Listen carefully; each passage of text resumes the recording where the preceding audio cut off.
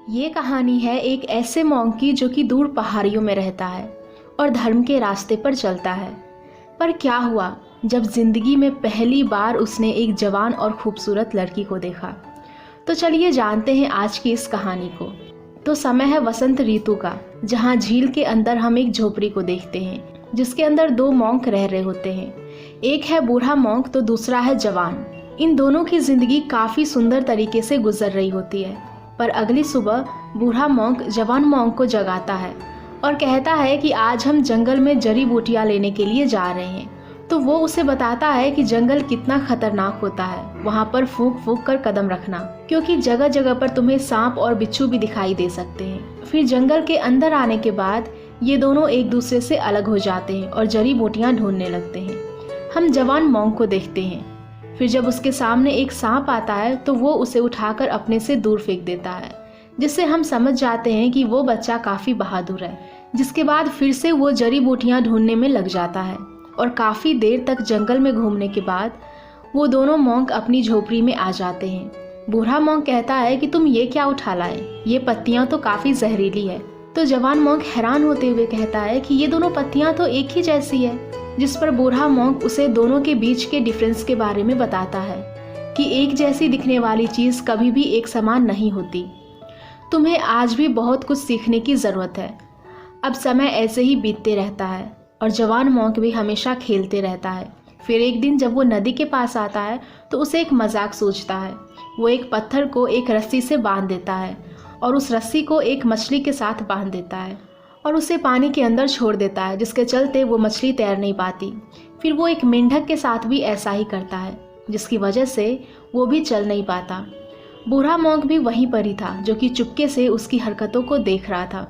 फिर आखिर में वो एक सांप को पकड़ता है और उसे भी एक पत्थर से बांध देता है। फिर वो उन सभी के ऊपर हंसने लगता है कि ये सभी चल भी नहीं पा रहे। ये सब देखकर बूढ़े मॉन्क को काफ़ी बुरा लगता है। फिर जब रात में जवान मॉन्क सो रहा था तो बूढ़ा मॉन्क उसकी पीठ से एक बड़ा सा पत्थर बांध देता है। फिर जब अगली सुबह उसकी आँख खुलती है तो वो आता है बूढ़े मॉन्क के पास और कहता है कि मैं बिल्कुल भी चल नहीं पा रहा हूँ। तो बूढ़ा मॉन्क कहता है कि तुमने मछली, मेंढक और सांप के साथ भी ऐसा ही किया था, वो भी नहीं चल पा रहे होंगे। तो पहले जाओ और उन्हें आज़ाद करो, जिसके बाद मैं तुम्हारे शरीर से इस पत्थर को हटा दूंगा। लेकिन अगर उन तीनों की जान को कुछ भी हुआ तो जिंदगी भर तुम अपने आप को माफ़ नहीं कर पाओगे। फिर ये सुनते ही वो जल्दी से उस जगह पर जाता है। लेकिन जब वो उस मछली को देखता है तो वो मर चुकी होती है, जिससे उसे काफ़ी अफसोस होता है। फिर वो जाता है मेंढक के पास, जो अभी भी जिंदा था, तो वो जल्दी से उसे खोल देता है। अब आखिर में जब वो सांप के पास जाता है तो वो देखता है कि वो सांप काफ़ी तड़प तड़प कर मर रहा था, जिसे देखकर वो काफ़ी फूट फूट कर रोने लगता है कि उसने कितना बड़ा पाप किया। और एक बार फिर से समय काफ़ी तेज़ी से गुजर जाता है, जहाँ पर वो मॉन्क काफ़ी बड़ा हो चुका था। फिर जब वो जंगल में घूम रहा होता है तो उसे एक लड़की और उसकी माँ मिलती है, जो कि वहाँ पर इलाज के लिए आए थे। दरअसल वो लड़की हमेशा उदास रहती है और उसकी बीमारी किसी को भी समझ में नहीं आती, जिसके चलते उसकी माँ उसे यहाँ पर लाई होती है। अब इसके बाद जवान मॉन्क उन दोनों को बूढ़े मॉन्क के पास लेकर आता है, जहाँ पर उस लड़की की माँ भगवान बुद्धा के सामने रात भर प्रार्थना करती है। और फिर सुबह होने पर वो बूढ़े मॉन्क से पूछती है कि क्या मेरी बेटी ठीक तो हो जाएगी ना। तो वो कहता है कि हाँ, जिसके बाद वो उसकी बेटी को छोड़कर वहाँ से चली जाती है। अब इधर जवान मॉन्क उस लड़की की तरफ आकर्षित होने लगता है। जहाँ भी वो लड़की जाती तो वो जवान मॉन्क उसके पीछे पीछे चला जाता है। वो उसे कपड़े बदलते हुए भी देखने लगता है। फिर जब वो लड़की सो रही होती है तो वो भी उसके पास चला जाता है और उसे छूने की कोशिश करता है, क्योंकि उसने आज से पहले कभी भी लड़की को नहीं देखा था। वो उसे छू ही रहा होता है कि तभी वो लड़की उठ जाती है और उसे जोर से एक थप्पड़ लगा देती है। जवान मॉन्क को लग रहा था कि उसने कोई पाप किया, तो वो प्रार्थना करने लगता है। लेकिन तभी वो लड़की भी उसे आकर छूने लगती है, पर तभी बूढ़ा मॉन्क वहाँ पर आ जाता है, जिसके चलते वो दोनों अलग हो जाते हैं। फिर अगली सुबह जवान मॉन्क उस लड़की को अपने साथ घूमने को चलने के लिए कहता है। फिर वो उसे एक तालाब के पास लेकर आता है, जहाँ पर वो लड़की मछली पकड़ने की कोशिश करती है, पर पकड़ नहीं पाती।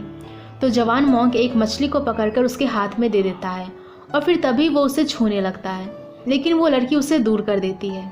फिर अगले दिन ये दोनों फिर से मस्ती कर रहे होते हैं, तो इस बार वो दोनों खुद को रोक नहीं पाते और वहीं पर इंटीमेट होने लगते हैं। और अब ऐसे ही इन दोनों के बीच प्यार बढ़ने लगता है। रात में जब वो तीनों सो रहे होते हैं तो जवान मॉन्क चुपके से उठकर उस लड़की के पास चला जाता है और एक बार फिर से इंटीमेट होने लगता है। अब ये दोनों एक दूसरे को पाकर काफ़ी खुश थे। जवान मॉन्क कहता है कि अगर तुम यहाँ से चली गई तो मैं तुम्हारे बिना एक पल भी नहीं जी पाऊँगा। मैं चाहता हूँ कि तुम यहीं पर रुक जाओ। और लड़की भी उसे हाँ कह देती है और फिर देखते ही देखते एक बार फिर से नाव में ये दोनों इंटीमेट होने लगते हैं। और फिर सुबह भी हो जाती है, लेकिन अभी भी ये दोनों नाव में सोए हुए थे। और फिर तभी बूढ़ा मॉन्क भी उन्हें इस हालत में देख लेता है, तो वो नाव को अपनी ओर खींचता है और नाव के अंदर एक होल ओपन कर देता है, जिससे पानी नाव के अंदर भरने लगता है। फिर जब ये दोनों उठते हैं तो जवान मॉन्क बूढ़े मॉन्क के पास आकर माफ़ी मांगता है और कहता है कि मैंने गलत किया। तो बूढ़ा मॉन्क कहता है कि तुमने कुछ भी गलत नहीं किया, तुम अब जवान हो चुके हो, तुमने वही किया जो तुम्हारे शरीर ने कहा। जिसके बाद वो उस लड़की से पूछता है कि क्या अब तुम ठीक हो चुकी हो, तो वो कहती है कि हाँ। फिर बूढ़ा मॉन्क उसे भेजने की तैयारी करने लगता है और फिर ये सुनते ही जवान मॉन्क उसके सामने गिड़गिड़ाने लगता है और कहता है कि मैं उसके बिना नहीं जी सकता। पर बूढ़ा मॉन्क उसकी नहीं सुनता, क्योंकि उस लड़की को उसके घर भेजना ही पड़ेगा। जिसके बाद वो लड़की वहाँ से चली जाती है और जवान मॉन्क ऐसे ही रोते रहता है। पर आखिर में वो खुद को नहीं रोक पाता, क्योंकि उसका प्यार सच्चा था। फिर बुद्ध भगवान की एक मूर्ति उठाकर वो वहाँ से भाग जाता है और समय ऐसे ही बीतते रहता है। अब काफ़ी समय गुजर चुका था, जहाँ पर बूढ़े मॉन्क ने आज एक बिल्ली लाई थी और खाने के लिए कुछ सामान भी लाया है। फिर जब वो एक पेपर में खाना खा रहा होता है तभी उसे एक न्यूज़ दिखती है, जिससे उसे पता चलता है कि जवान मॉन्क ने उस लड़की के साथ शादी कर ली थी, लेकिन वो उसका खून कर कर वहाँ से भाग चुका था। और फिर ये देखकर बूढ़ा मॉन्क समझ जाता है कि अब वो यहाँ पर आने वाला है। फिर जब जवान मॉन्क वहाँ पर आ जाता है तो उसे अपनी कहानी सुनाने लगता है कि वो मुझे धोखा देकर किसी और आदमी के साथ भाग गई थी, जबकि उसने वादा किया था कि वो जिंदगी भर मेरा साथ देगी, मेरे साथ रहेगी। मैंने उसे खूब प्यार करा, लेकिन फिर भी उसने मेरे साथ ऐसा क्यों किया। जिस पर बूढ़ा मॉन्क कहता है कि ऐसा ही होता है, सिर्फ तुम्हें ही चाहने का हक नहीं है। बाहर की दुनिया की हर चीज़ खूबसूरत होती है, जिसे हर इंसान पाना चाहता है, लेकिन धोखे के बदले में तुम्हें अपने प्यार को नफरत में बदलने नहीं देना चाहिए। लेकिन जवान मॉन्क के अंदर अभी काफ़ी नफरत है। वो हमेशा परेशान रहता है, चिल्लाते रहता है और फिर एक दिन वो खुदकुशी करने की भी कोशिश करता है। पर तभी बूढ़ा मॉन्क वहाँ पर आ जाता है, जिस हरकत के लिए वो उसे पीटता है और उल्टा भी लटका देता है। और वहाँ जाकर वो कुछ लिखने लगता है। और इधर जवान मॉन्क को भी एहसास हो चुका था कि वो अपनी क्या हालत करने जा रहा था। तो सबसे पहले अपने सारे बाल काटकर बाहर आता है, जहाँ पर बूढ़ा मॉन्क उससे कहता है कि तुम चाकू से इन सभी अक्षरों को कोरो और तुम्हारे अंदर जितना भी गुस्सा है वो इन अक्षरों को कोरने में निकाल दो। अब वो इन अक्षरों को चाकू से आकार देने लगता है। फिर तभी उसके सामने दो ऑफिसर्स आते हैं, जो कि उसे गिरफ्तार करने के लिए आए थे। पर बूढ़ा मॉन्क उन दोनों से कहता है कि मैंने इसे एक काम दिया है, उस काम के ख़त्म होते ही तुम उसे पकड़कर ले जाना। फिर वो ऑफिसर्स भी उसकी बात मान लेते हैं।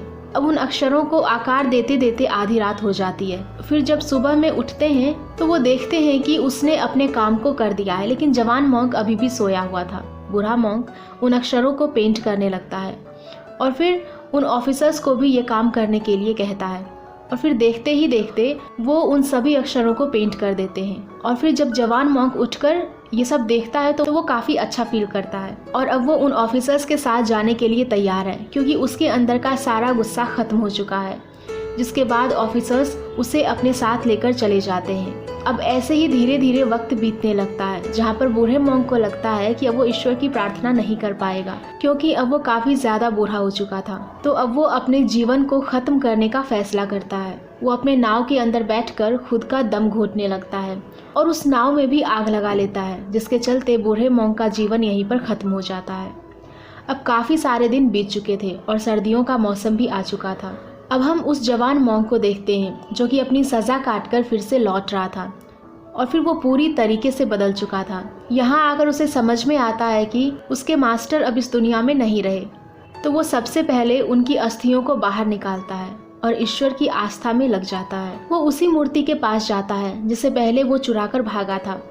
जिसके बाद वो बाहर बुद्ध भगवान की एक मूर्ति बनाता है और एक जगह पर रखकर उसके ऊपर उस बूढ़े मॉन्क की अस्थियों को लगा देता है। जिसके बाद वो अपने मास्टर की एक बुक को बाहर निकालता है, जिसके अंदर अलग अलग तरह के आसन थे। तो वो उन सभी आसनों को करने लगता है ताकि वो अपने अंदर की शक्तियों को पहचान सके। पूरी झील बर्फ से ढकी हुई थी, जिस वजह से उसके पास पानी पीने के लिए कोई भी स्रोत नहीं था। तो उसने वहाँ पर एक होल करके पानी का बंदोबस्त कर लिया। अब वहाँ पर हम एक औरत को देखते हैं जिसने अपना फेस छुपाया हुआ था और उसके हाथ में एक छोटा सा बच्चा भी था। वो अपने बच्चे को लेकर जवान मॉन्क के पास आती है। शायद उसकी कोई मजबूरी थी जिस वजह से वो अपने बच्चे को लेकर यहाँ पर आई थी। पर आधी रात में हम देखते हैं कि वो अपने बच्चे को छोड़कर वहाँ से भागने लगी थी। पर रात होने के कारण वो उस होल के अंदर जा गिरती है जिसे मॉन्क ने पानी पीने के लिए बनाया था। झील के अंदर का पानी काफ़ी ठंडा था, जिस वजह से उसकी वहीं पर ही मौत हो जाती है। फिर अगली सुबह वो बच्चा अपनी माँ को ढूंढ रहा होता है, तो जवान मॉन्क उसकी माँ को झील के अंदर से बाहर निकालता है, जो कि पहले से ही मर चुकी थी। जवान मॉन्क अब जवान मॉन्क नहीं रहा था, बल्कि वो मास्टर बन चुका था। उसे इस बात का पछतावा था कि उसने ही उस होल को बनाया है। तो वो पश्चाताप करने के लिए अपने पीठ से एक पत्थर बांधकर पहाड़ी पर चलने लगता है। रास्ते में उन्हें कई कठिनाइयाँ आती है, पैरों से खून निकलता है, पर फिर भी जैसे तैसे वो उस पहाड़ी की चोटी पर आ जाते हैं और उस पत्थर पर भगवान बुद्ध की मूर्ति रखकर आसन करने लगते हैं। जवान मॉन्क अब काफ़ी बदल चुके थे। उनके देखने का नज़रिया अब पूरी तरीके से बदल चुका था। वो उन पापों के लिए क्षमा मांगते हैं जो कि उन्होंने पहले किए थे। अब ऐसे ही वक्त बीतते जाता है और वसंत ऋतु एक बार फिर से आ जाता है, जहाँ पर मास्टर जी अब काफ़ी बूढ़े हो चुके थे और वो छोटे मॉन्क को सही गलत का पाठ पढ़ा रहे होते हैं।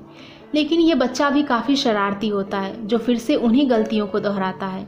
वो एक मछली को पकड़ता है और उसके मुंह के अंदर पत्थर डाल देता है। फिर वो एक मेंढक को पकड़ता है और उसके मुंह के अंदर भी पत्थर डाल देता है। फिर अंत में वो एक सांप के साथ भी ऐसा ही करता है और मज़े लेता है। और ये सीन हमारे सर्कल ऑफ लाइफ को रिप्रेजेंट करता है कि सब कुछ ख़त्म होने वाला है और उनकी शुरुआत भी शुरू से शुरू होने वाली है। एंड इसी के साथ ये मूवी यहीं पर ख़त्म हो जाती है। सो गाइज़, अगर आप लोगों को ये मूवी पसंद आई हो तो प्लीज़ वीडियो को लाइक करना और शेयर करना, एंड ऐसे वीडियोस के लिए हमारे चैनल को सब्सक्राइब भी कर देना। Thank you.